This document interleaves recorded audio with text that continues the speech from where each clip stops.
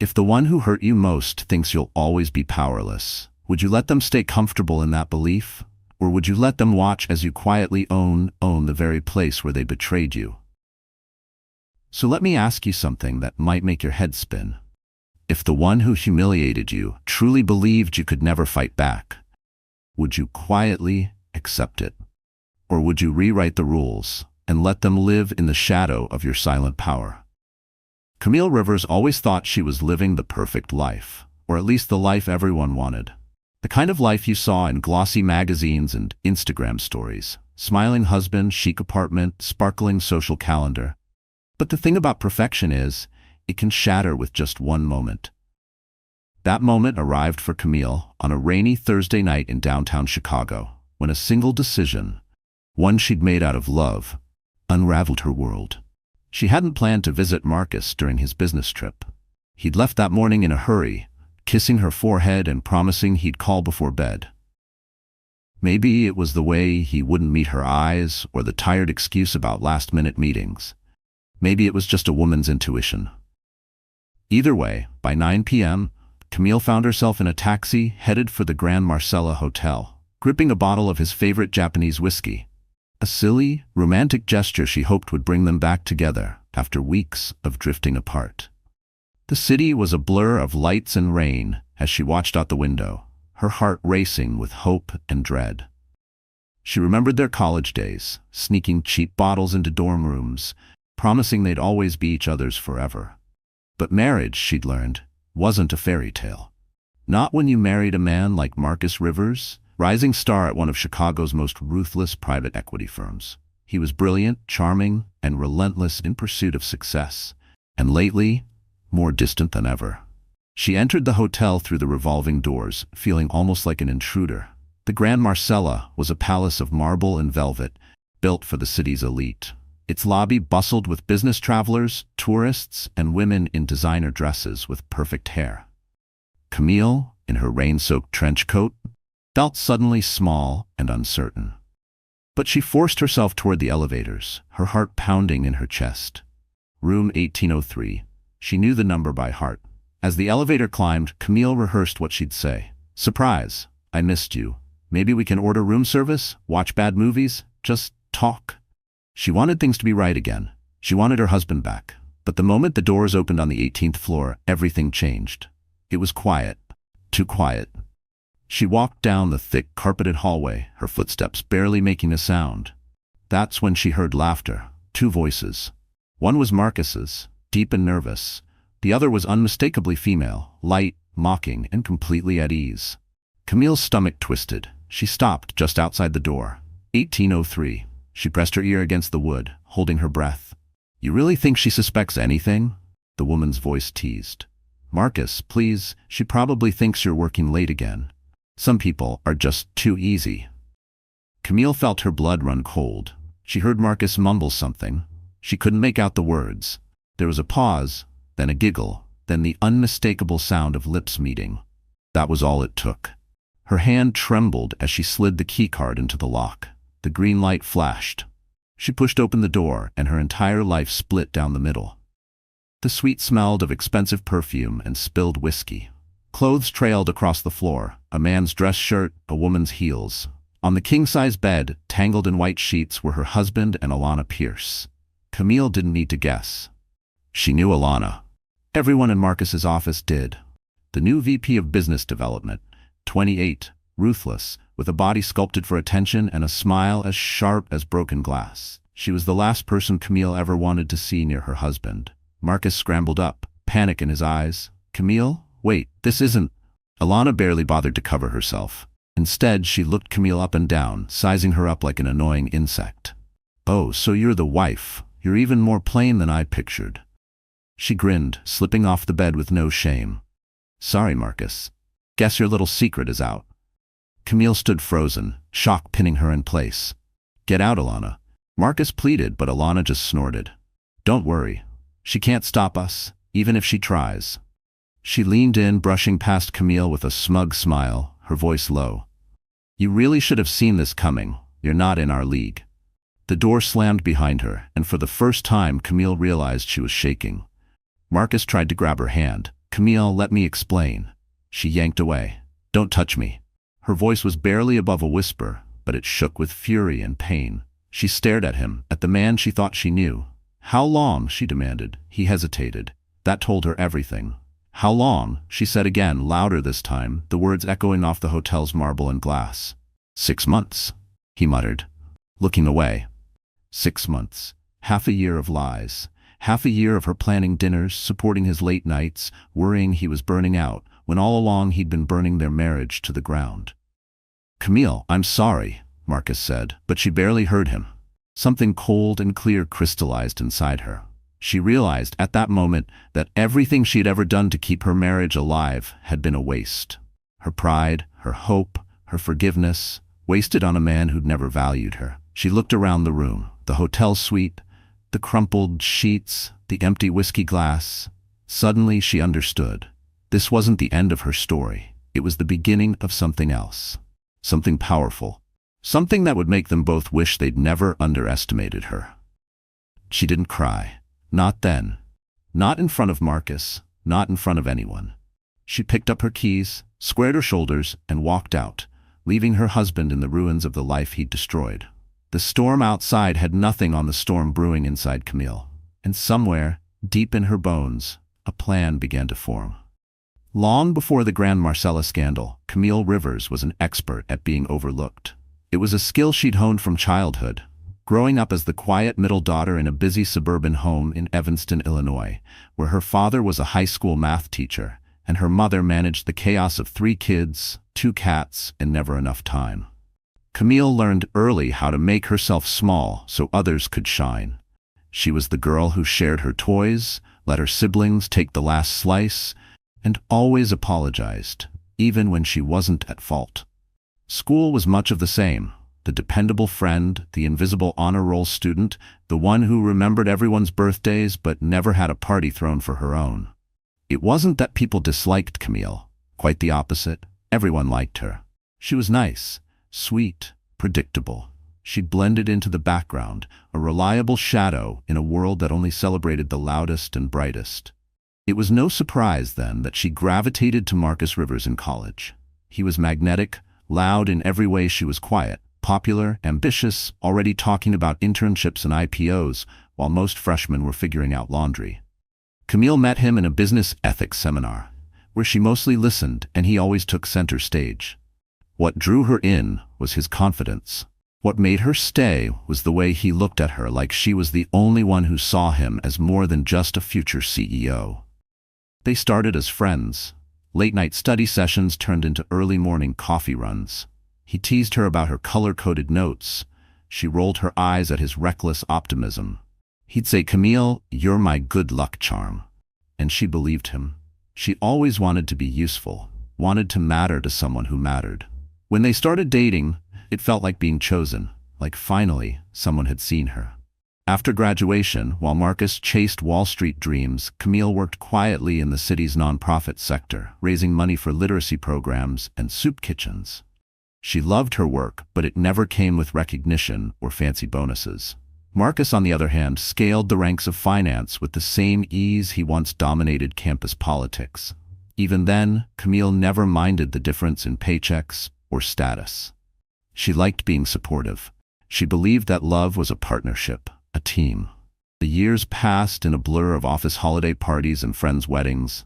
Camille's role as Marcus's wife became a kind of shorthand at every event. She was the gracious hostess, the polite listener, the woman who handled RSVPs and thank you notes. She never challenged Marcus in public, never disagreed at dinner.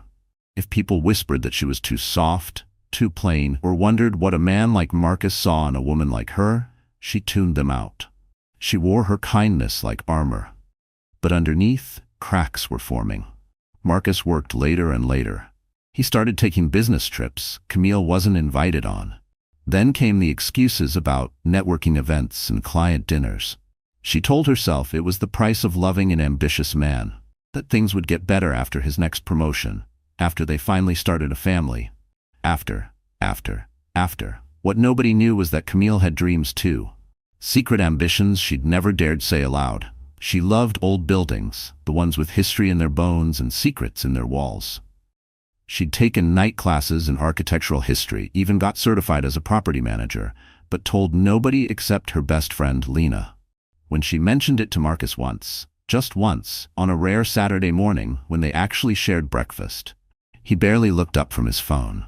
"Babe, why waste your time on stuff like that? You don't need to work. Just let me take care of you." So Camille folded her dreams away, like the letters she wrote to herself as a kid, and hid under her mattress. She let Marcus's ambition fill the space where hers used to live. She was happy to play her part. Or so she thought. That night at the Grand Marcella, everything she'd accepted about her life twisted and cracked. The shock of betrayal gave way to a slow-burning rage, a feeling so alien she barely recognized it. How dare they? How dare Marcus take her for granted? How dare Alana Pierce look at her like she was invisible, like her pain was entertainment? How dare the world teach women like her that silence was virtue and self-sacrifice was love? For the first time in years, Camille allowed herself to feel the weight of her own story. She stood in the rain outside the hotel, not crying, not running, just breathing. She looked up at the glowing sign above the entrance, Grand Marcella, a symbol of luxury, power, and exclusivity, a place for people who mattered. Camille realized, with a clarity that almost frightened her, that she wanted to matter too, not just to Marcus, not just to anyone else, but to herself. She wanted to be seen. She wanted to do something bold, something nobody expected. She wasn't sure what it would be, not yet, but she felt a plan taking shape, a sense of purpose burning beneath her hurt. She pulled out her phone, hands steady now, and texted Lena, "Are you awake? I need to talk. I need to change my life." And for the first time in forever, Camille Rivers was done being overlooked. The Grand Marcella Hotel was not just a hotel. In Chicago's elite circles, it was an institution, a palace built for secrets, power deals, and the kind of luxury that thrived on being seen and being invisible at the same time. People said if you wanted to know who really ran the city, you just needed to sit in the Grand Marcella's gold-draped lobby for an hour and watch who came and went. Senators, CEOs, celebrities, every major scandal seemed to start or end in one of its marble hallways. For Camille Rivers, until now, it had always been a faraway place, something to admire from a distance. She had only been inside once before, years ago, when Marcus was awarded Young Professional of the Year at a glittering charity gala. Back then she wore a borrowed dress and a nervous smile, feeling both awed and out of place. The air in the ballroom had smelled of orchids and ambition. Women glided in silk and diamonds. Men laughed too loudly over glasses of $100 scotch. Marcus fit in seamlessly. His handshake was firm, his jokes always just edgy enough to make people remember his name. Camille, meanwhile, stood at the edge of every conversation, mostly forgotten except when someone needed to ask, "So what do you do, dear?" She had never forgotten that night. It was the first time she realized that Marcus's world was different from hers, a place where confidence was currency, and hesitation meant you'd get trampled. He thrived on it. She endured it. Now, standing in front of the Grand Marcella after her life had collapsed inside its walls, Camille felt both haunted and challenged by that memory. This hotel wasn't just the scene of her heartbreak. It was a symbol of everything she'd been told she couldn't have. Inside the lobby, the world was a flurry of opulence. Gleaming black and white marble floors stretched for acres, reflecting the sparkle of Art Deco chandeliers overhead. Uniformed staff glided soundlessly, anticipating every guest's whim before it was voiced. On one side, a trio of old-money socialites whispered behind gloved hands. On the other, a tech billionaire in sneakers argued with his PR manager, their voices barely audible above the gentle piano music. It was the kind of place where everyone had secrets, and where those secrets were carefully protected, for the right price. The staff knew how to look the other way. The cameras always seemed to miss the most interesting moments. Discretion was the Grand Marcella's most valuable amenity, and nobody paid for it more eagerly than people like Marcus Rivers. After the night of the scandal, word spread quickly through Marcus's circles. Alana Pierce had wasted no time telling her own version of the story at every rooftop party, every after-hours bar, every boardroom where she could make Camille look small and herself look irresistible. "She walked in on us," Alana would purr to anyone who'd listen. "You should have seen her face. Priceless." Honestly, I almost felt sorry for her. Almost. Marcus, meanwhile, became even more careful, shielding his reputation with excuses and half-truths. Camille's been struggling lately, he told colleagues with a look of practiced concern. She's always been sensitive, you know? The pressure got to her. Friends who had once come to their dinner parties suddenly found reasons not to call. Even Camille's own social circle began to shrink. People whispered, some with pity, some with glee. Camille could have retreated. It would have been easy, almost expected. Women in her position usually disappeared, licking their wounds in silence, hoping for a settlement or, worse, forgiveness. But Camille wasn't that woman anymore. She was tired of being powerless in a world that ran on connections, money, and appearances. She started coming to the Grand Marcella every day, at first just to walk the halls and remind herself of what she'd lost. She noticed things most people missed, the way the night manager always nodded to a certain guest, how the doorman remembered the names of regulars, the quiet confidence of the woman who ran the front desk. Camille watched, learned, and waited. One afternoon, she sat alone in the lobby cafe, a cup of overpriced chamomile tea cooling in front of her. She watched as Alana swept through the entrance in a designer dress, laughing loudly at something Marcus whispered in her ear.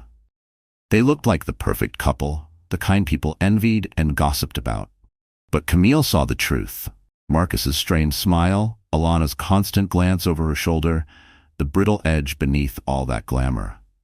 That was when Camille made a silent vow. She wouldn't just move on. She wouldn't let the Grand Marcella, this palace of secrets, be the end of her story. If this was where her marriage had ended, then it would also be where her new life began. She started asking questions, quietly and politely. She learned that the hotel's owner, an aging billionaire, was looking to sell. The staff had known for months, but the news was tightly controlled. Only a handful of brokers in the city were aware, and the price tag was so high that most interested buyers had walked away. Camille, however, had something those buyers didn't: motive. She didn't want the hotel for profit or prestige. She wanted it for justice, for closure, for the satisfaction of rewriting her own ending. She called Lena, her best friend, who happened to be a rising star at a private investment firm. Together, they began to research, strategize, and quietly assemble a plan that would take everything Camille had learned about being invisible and use it as a weapon. The Grand Marcella was about to become more than just the scene of Camille's greatest heartbreak. It was about to become the battleground for her transformation, a place where power, money, and vengeance would collide in a way nobody could predict. Especially not Marcus. Especially not Alana. If there was one thing Marcus Rivers loved more than success, it was being admired for it.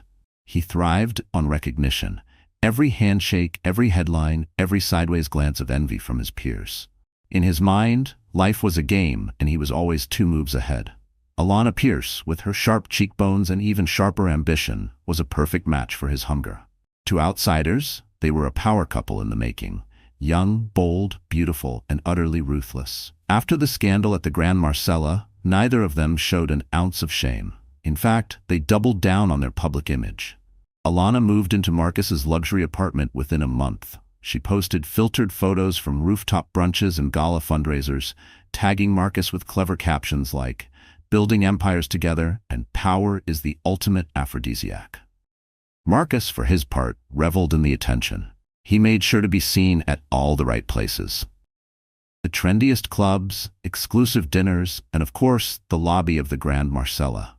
The hotel had become their unofficial playground, a place to celebrate their victory and parade their relationship for everyone, including Camille, to see. It was at one of the city's most important business galas that the humiliation became public. Camille had debated whether to go. She knew Alana and Marcus would be there, basking in the spotlight. But her friend Lena convinced her. "Don't let them take up any more space in your life. This city is yours too. Show them you're not afraid." The night of the gala, Camille slipped into a classic black dress. Understated but elegant, her nerves were raw, but she held her head high as she entered the ballroom. The Grand Marcella had pulled out all the stops: live jazz, towers of champagne, and waiters gliding past with trays of golden horse doves. All the city's movers and shakers were in attendance. It didn't take long for Camille to spot them. Marcus and Alana stood at the center of a glittering crowd. Alana's red dress was cut to command attention. Marcus's hand was possessively firm on her waist. When Camille entered the room, Alana was the first to notice. She didn't even try to hide her smirk. "Look who decided to show up," she whispered loudly enough for people nearby to hear. "Did you lose your invitation, Camille, or just your nerve?" A few in the crowd laughed. Marcus shot Camille a smug, dismissive look, a silent warning that she was the outsider now. Camille felt the sting, but refused to look away. She crossed the room with quiet dignity, accepting greetings from old acquaintances, pretending not to notice the whispers that followed her. Every word, every sideways glance, was another knife in her chest. At one point, Camille found herself standing beside Alana at the bar. The bartender poured champagne for both of them, setting their glasses down with a soft clink. Alana leaned over, her voice cold and sweet. "You know, Camille, there are two kinds of women in this world. The ones who make things happen, and the ones who watch from the sidelines. I'd hate to see you stuck in the cheap seats forever." Camille bit back her anger. "It's funny, Alana, you talk a lot about power for someone who's only ever borrowed it from other people."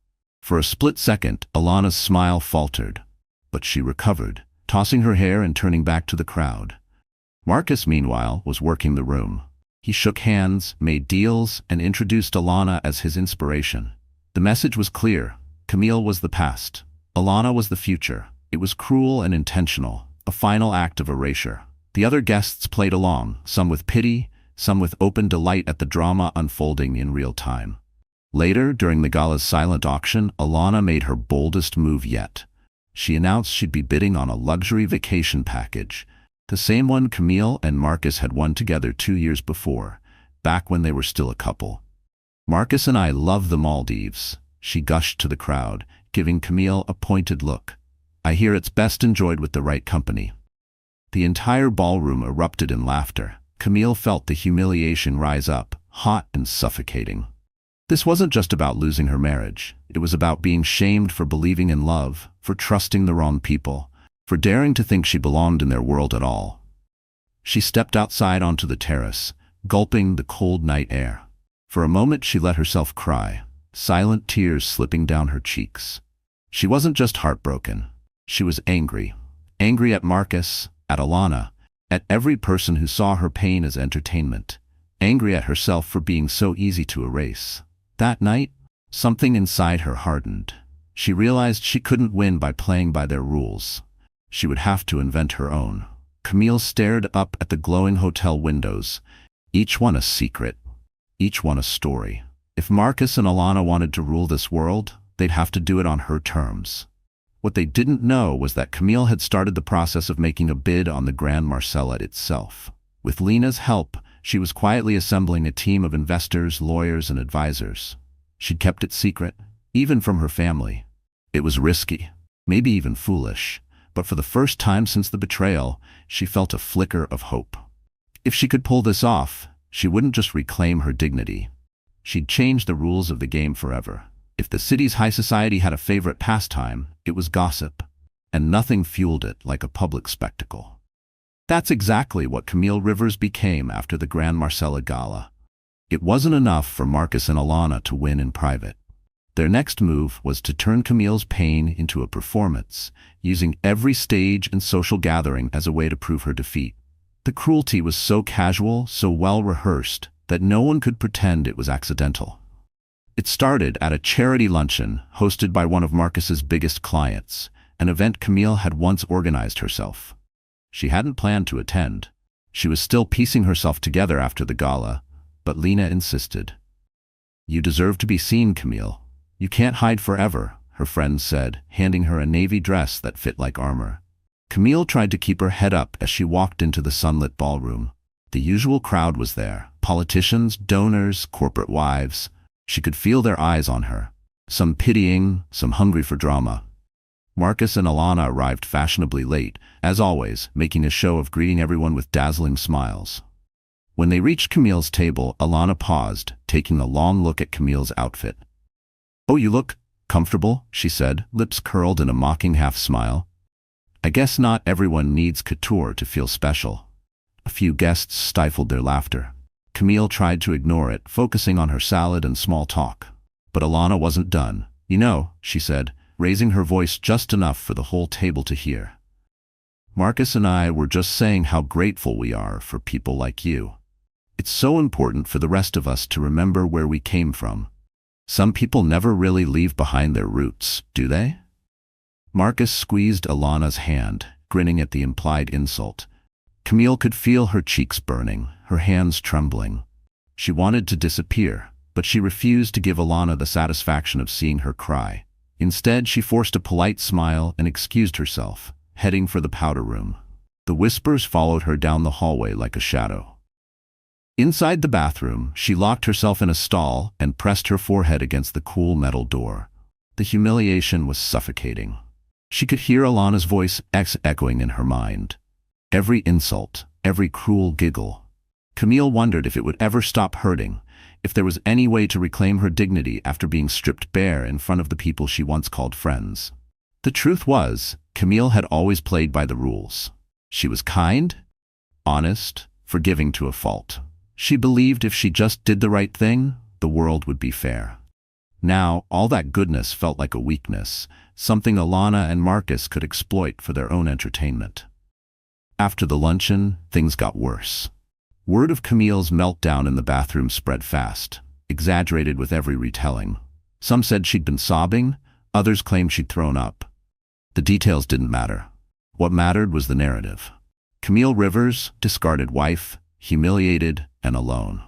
Marcus capitalized on it, telling anyone who asked that he'd tried to help, but Camille was too fragile for his new life. Alana added fuel to the fire, posting cryptic messages online about rising above haters and embracing new beginnings. Every like, every comment was another twist of the knife. Camille retreated, limiting her outings to grocery runs and late-night walks. Even at home, the pain lingered. She couldn't eat. She barely slept. Her apartment felt too big and too empty, a monument to everything she'd lost. Friends called, but she let most of the calls go to voicemail. She didn't have the energy to pretend she was okay. One night, she sat alone in the dark, staring at the city lights outside her window. She let herself cry, really cry, for the first time since the hotel. It wasn't just sadness, it was grief for the woman she used to be, for the life she'd built and lost, for all the dreams she'd put on hold for Marcus's sake. But in the quiet aftermath of her sobs, something else stirred inside her. Anger. Not just at Marcus and Alana, but at herself for letting them dictate her worth. She remembered her mother's words, whispered years ago on a different bad night, "You can't control what people do to you, but you can control how you answer them. Don't let them turn you into someone you're not." Camille sat up, wiping her tears. She realized she was done waiting for permission to heal. She was done playing the victim in someone else's story. If Marcus and Alana wanted a spectacle, she would give them one they'd never forget. The very next day, Camille put on her best suit and marched into Lena's office. "I'm done hiding," she said, voice steady. "Let's finish what we started. I want the Grand Marcella. I want them to see what happens when the woman they threw away refuses to disappear." Lena smiled, pride shining in her eyes. "Welcome back, Camille. Let's make them regret ever underestimating you." The world thought Camille Rivers was broken, but she was about to show everyone, including herself, just how wrong they were. After the humiliation at the charity luncheon, Camille Rivers found herself drifting through the days like a ghost in her own life. She went through the motions, showering, making coffee, scrolling mindlessly through her phone, but none of it felt real. Her world had shrunk to the quiet confines of her apartment, the persistent ache in her chest, and the humiliating memory of laughter at her expense. Shame and self-doubt clung to her like a second skin. She avoided her reflection, afraid of the woman she'd see. When she looked in the mirror, she barely recognized herself. Her eyes looked hollow, her smile forced. She wore sweatpants and t-shirts, not caring if her hair was brushed. The spark that once made her Marcus's lucky charm was long gone. Even Lena, her ever-optimistic, fiercely loyal best friend, couldn't reach her, no matter how many times she texted or called. Camille's phone was a graveyard of unread messages. Some nights, Camille lay awake staring at the ceiling, the city lights flickering on her walls. She thought about her parents, her childhood dreams, the version of herself she'd left behind for Marcus. She replayed every choice, every time she'd said yes when she wanted to say no, every apology she'd made just to keep the peace. She felt small and foolish. She wondered if maybe Marcus was right, if she really was too fragile, too soft for his world. The Grand Marcella, the very hotel that now haunted her, became a symbol of everything she'd lost. She avoided the block entirely, crossing the street if she even caught a glimpse of the awning. Memories of that night, the cruel words, the mocking laughter, the look of boredom on Marcus's face, played on an endless loop in her mind. The city, once so full of promise, now felt hostile. Even ordinary places, her favorite bakery, the bookstore on the corner, the park where she used to jog, seemed to echo with whispers and stares. She convinced herself that everyone knew, that the world had taken sides and she'd lost. But life didn't pause for heartbreak. Bills still needed paying. Camille's job at the literacy nonprofit was kind enough to give her time off, but after a few weeks she knew she had to go back. On her first morning back at work, she stood in the shower for a long time, letting the hot water run over her face as if it could wash away the pain. She pulled herself together, barely, and went through the motions at her desk, grateful for the distraction of spreadsheets and fundraising calls. Still, the sadness was overwhelming. She felt alone, even in a crowded office, untethered from the life she'd built.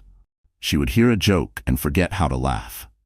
She would hear her coworkers gossiping and immediately think they were talking about her.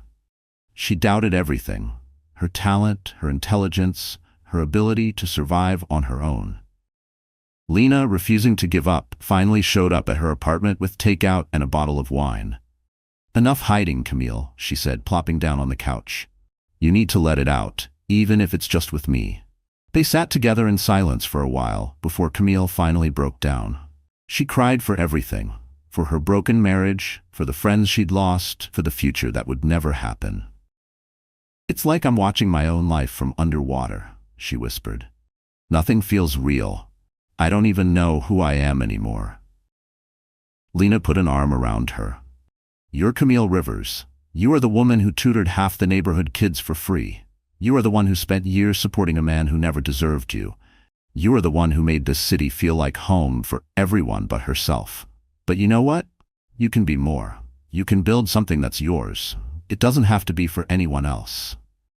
That night, for the first time in weeks, Camille allowed herself to imagine a future that didn't revolve around Marcus. A tiny, stubborn hope sparked inside her. The barest possibility that she could start over. But the next day, reality crept back in. The doubt, the fear, the little voice that said she wasn't enough. Every time she considered moving forward with the Grand Marcella plan, she heard Alana's voice in her head. "You can't stop us." Every time she considered calling the real estate broker, her hands shook. Was she really going to put herself back in the path of people who'd only ever laughed at her? She sat in her apartment, staring at the file of documents Lena had gathered. Property records, ownership details, a list of potential investors. It felt impossible. The numbers were dizzying. The risk was huge. Who was she to take on something like this? Camille's self-doubt was relentless, telling her to give up before she embarrassed herself further.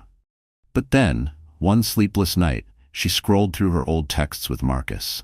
She found a photo, one she'd taken of him at their favorite pizza place, long before the money, the cheating, the lies. He was laughing, looking right at her. She realized in that moment just how much she had changed for him, how much she had given up, and how little she had gotten in return. She deleted the photo. She scrolled through every last trace of Marcus and Alana and pressed delete again and again. It was just a small step, but it made her feel lighter, a little less haunted, a little more herself. The next morning, she called Lena.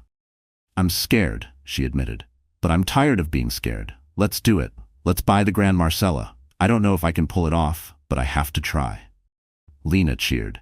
"That's the Camille I know. Let's turn the world upside down." And for the first time in a long time, Camille almost believed she could. What nobody knew about Camille Rivers, not Marcus, not Alana, not even Lena, was that she wasn't as powerless as she seemed. For years, while her marriage faded in the shadow of Marcus's ambition, Camille had quietly prepared for a future that didn't depend on anyone else. She'd inherited a modest trust fund from her grandmother, money she never touched because Marcus always insisted he would take care of everything. She also had a rare gift for reading people, for remembering every name, every story, every whispered piece of gossip that others dismissed. After hitting rock bottom, Camille's quiet determination became a force. With Lena's encouragement and the smallest sliver of self-belief, she dug deep into her reserves, both emotional and financial. She didn't move recklessly. Instead, she became methodical, gathering information, listening in all the right places, and building her network in silence. The first step was learning everything about the Grand Marcella's real owner, Harold Mendel, a reclusive billionaire in his 80s. Rumor had it Harold was tired, ill, and desperate to sell, but only to the right buyer. He hated flashy investors who wanted to turn his beloved hotel into a soulless chain. He wanted someone who respected the building's history, someone who understood what the Grand Marcella meant to Chicago. Camille wrote a heartfelt letter to Harold, describing her lifelong love for the hotel, her background in community work, and her plans to preserve the Marcella's legacy. She included stories about how her own family used to walk by the hotel on Christmas Eve just to admire the lights and dream. "To you," she wrote, "this hotel is history. To me, it's hope. If you trust me, I promise to honor both." Lena leveraged her connections at her investment firm to find two discreet, values-driven partners: an aging philanthropist who loved local architecture, and a successful Black businesswoman who believed in giving back to her city. Together, they pieced together a private bid that was competitive, but not gaudy.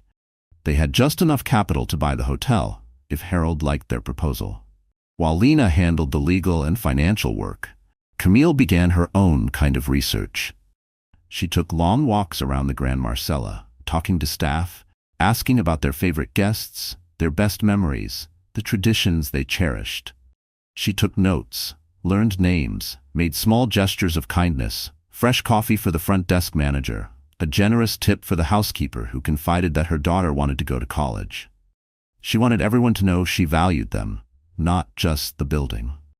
Camille also began meeting with an old mentor, Mrs. Janine Archer, a retired attorney who had helped her during a difficult time in college. Mrs. Archer taught her everything about real estate deals, negotiations, and legal protections. "You don't win by being loud, Camille," she said. "You win by being smarter and by knowing exactly where your leverage lies." While all this was happening, Marcus and Alana were completely oblivious. They were too busy basking in their supposed triumph to notice anything out of place.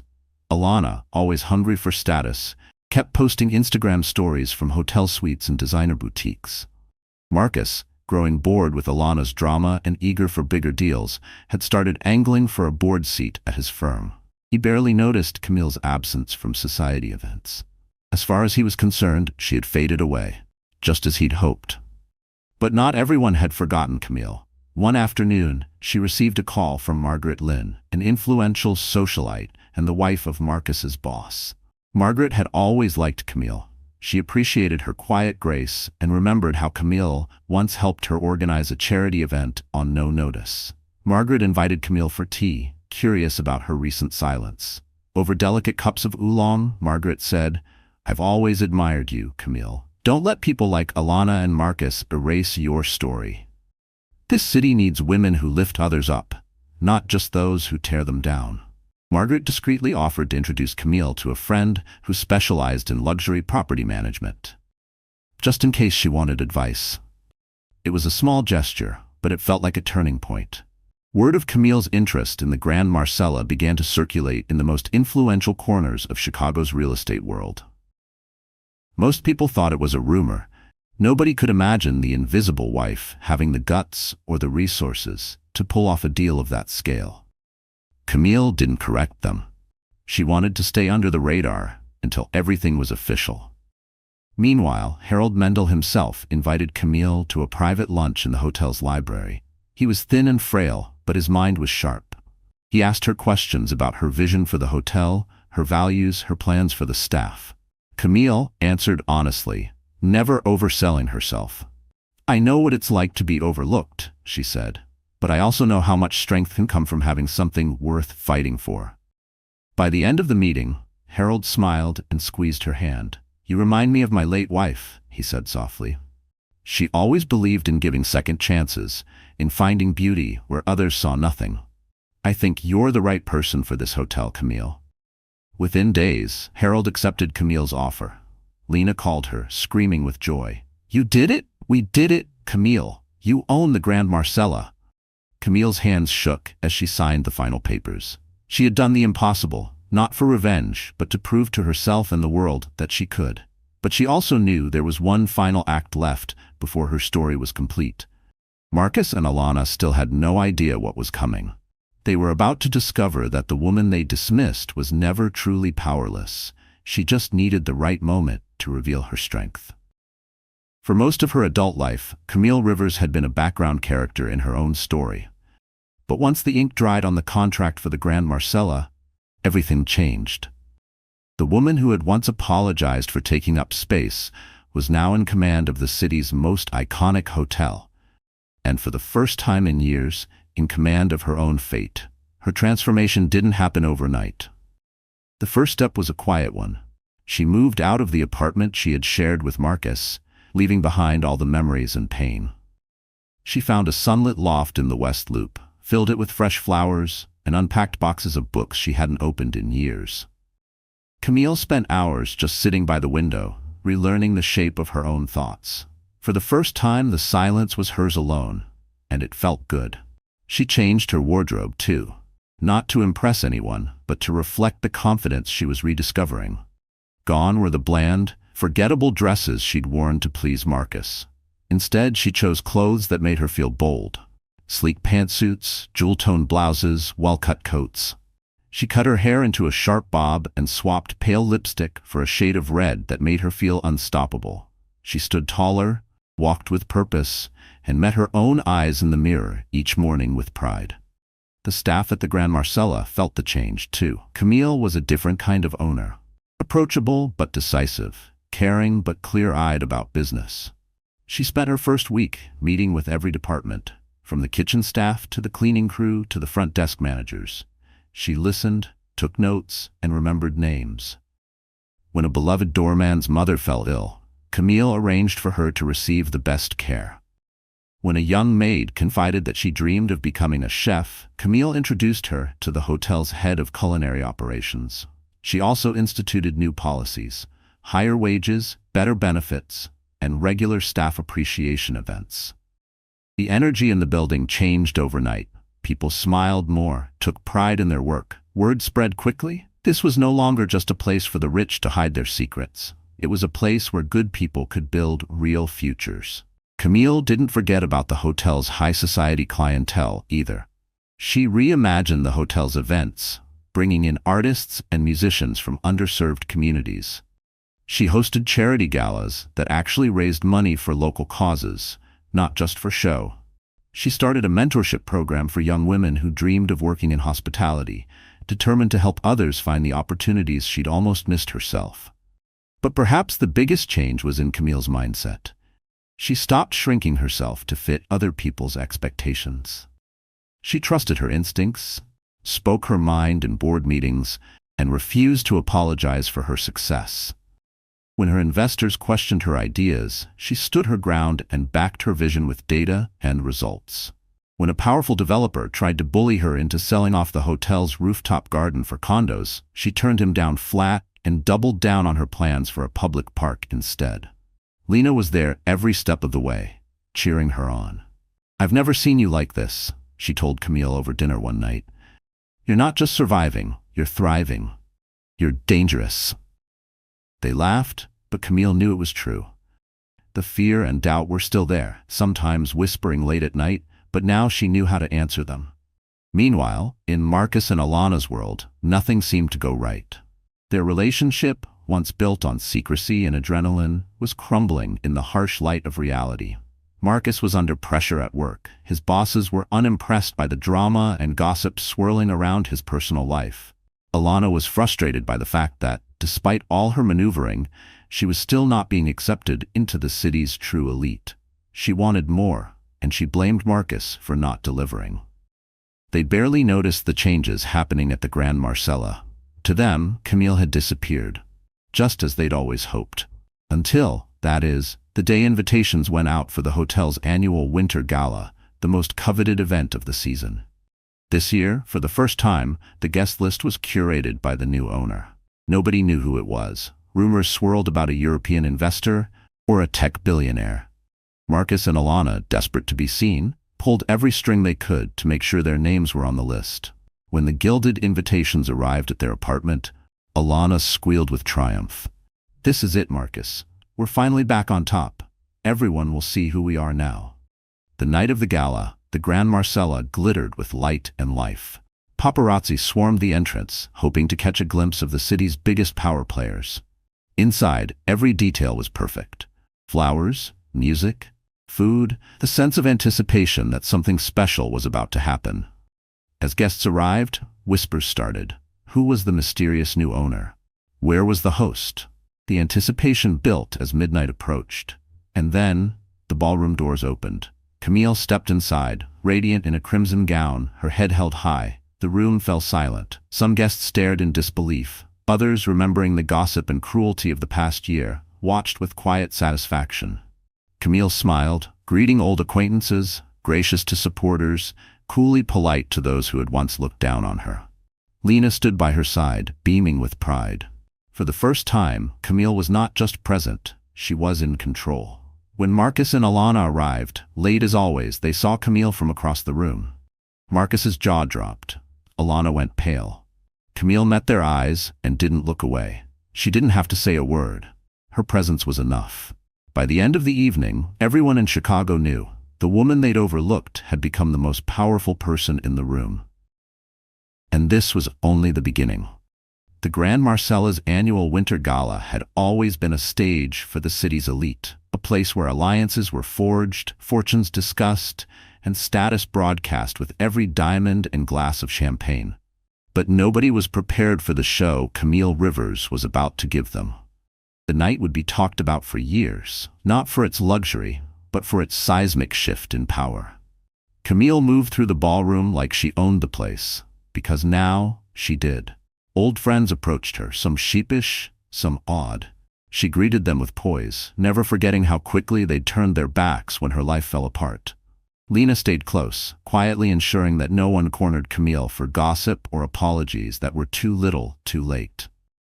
The rumor mill churned with theories about the new owner. People speculated in hushed voices, watching as Camille gracefully accepted congratulations for looking well and coming out the other side.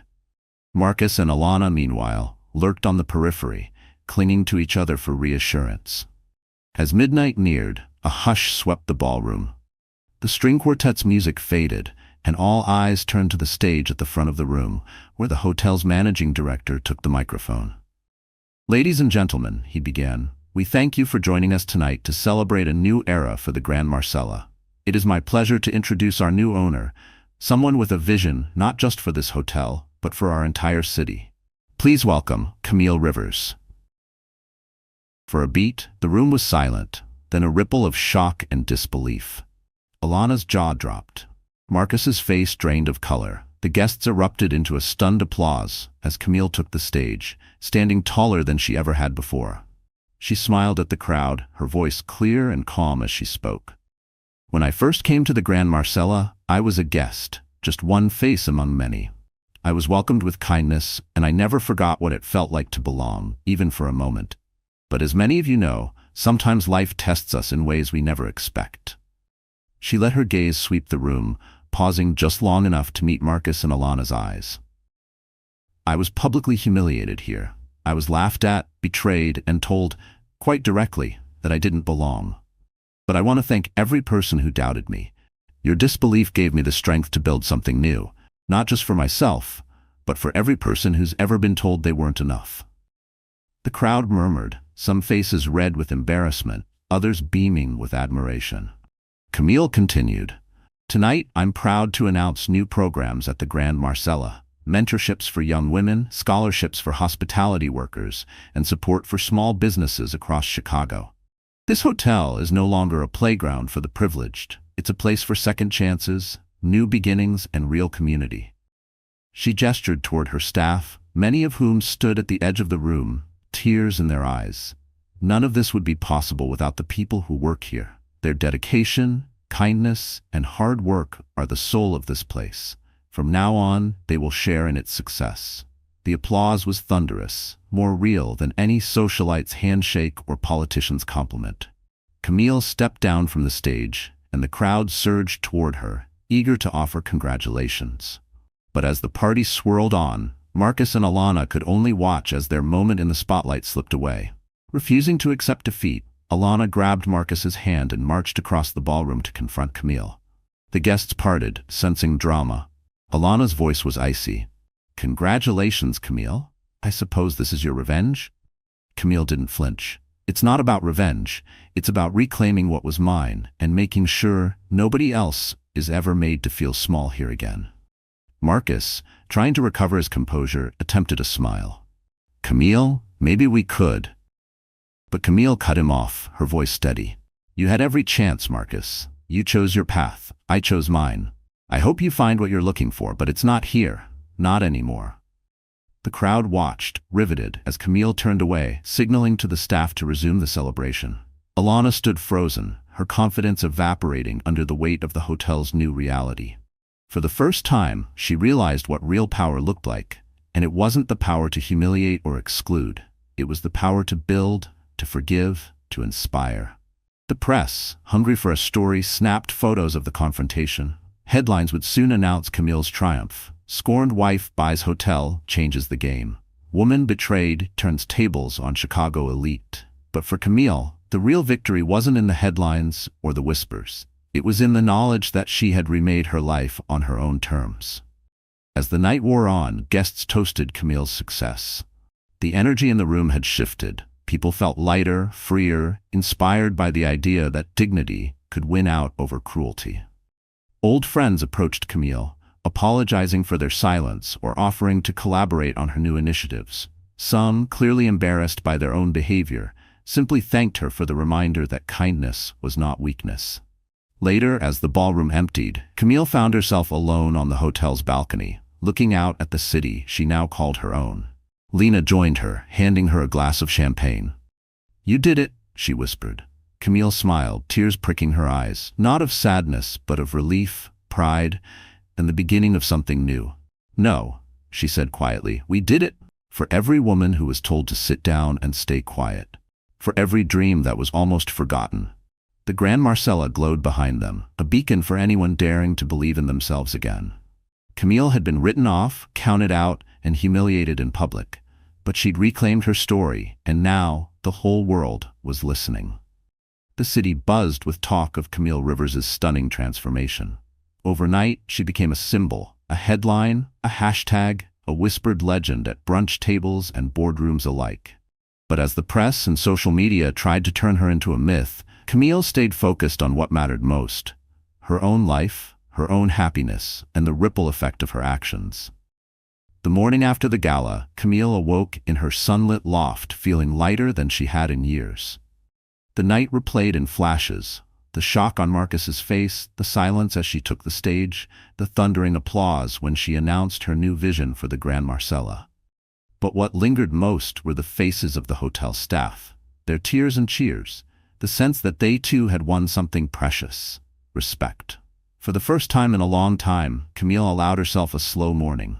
She brewed coffee, played her favorite Nina Simone record, and sat by the window to watch the city wake. She didn't scroll through the news or check social media. She simply breathed. The world could wait. For once, Camille Rivers came first in her own story. That afternoon, she returned to the Grand Marcella, not as a visitor, not as a guest, but as its owner. The staff welcomed her with warm smiles, and a few even hugged her. The once intimidating marble lobby now felt like a second home. Camille made her rounds, congratulating people, checking on new projects, and inviting the team to join her in the hotel garden for a toast. There, under the soft glow of fairy lights, Camille stood before her employees, her partners really, and spoke from her heart. "This is just the beginning," she told them. "We are building something that matters, something that lasts. This hotel will stand as proof that compassion and courage can change the world." The team cheered, and for a moment Camille allowed herself to feel every ounce of pride, every scar turned into strength. She'd been broken, yes, she'd been betrayed, laughed at, underestimated, but those wounds didn't define her. She had turned pain into purpose. She had found the courage to start over, not in spite of her scars, but because of them.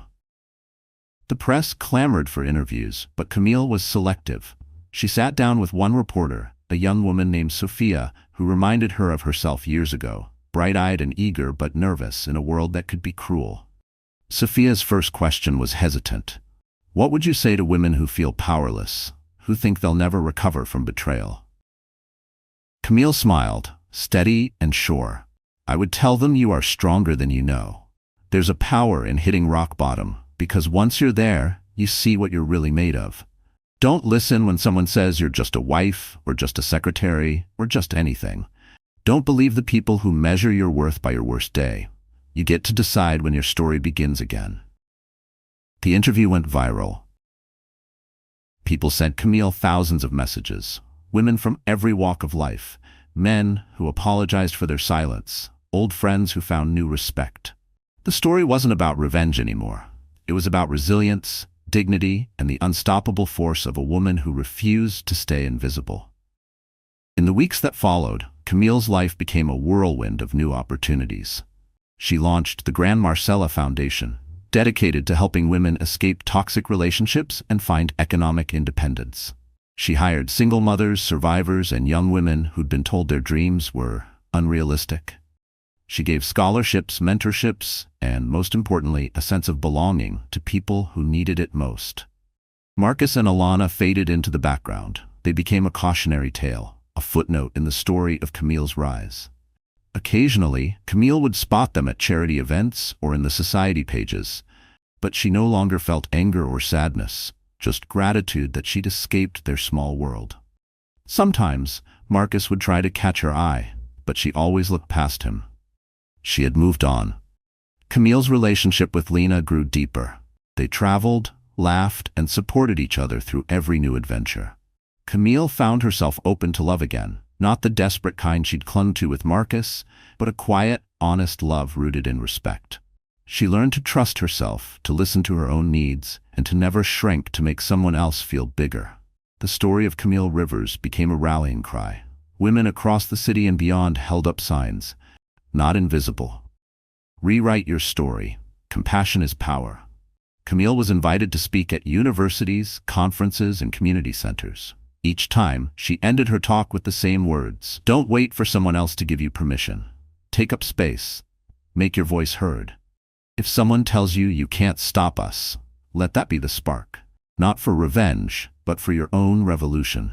Power is not something you wait for. It's something you claim, even if you have to build it brick by brick. And when you rise, lift others with you." 1 year after the night her life changed, Camille stood on the rooftop of the Grand Marcella, watching the lights of the city flicker. She thought of the girl she'd been, the woman she'd become, and the legacy she was building.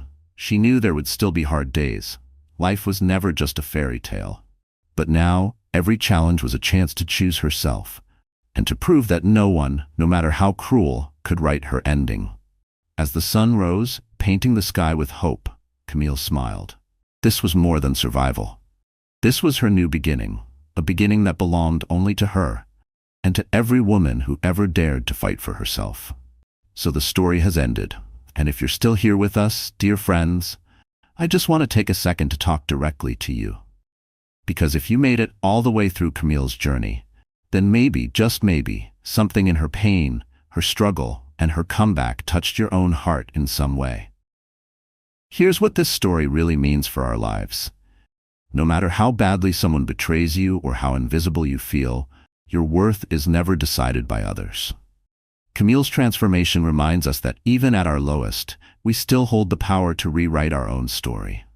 Healing is not about vengeance or making others regret hurting us. It's about finding the courage to claim our place, build our own happiness, and lift up those who need it most.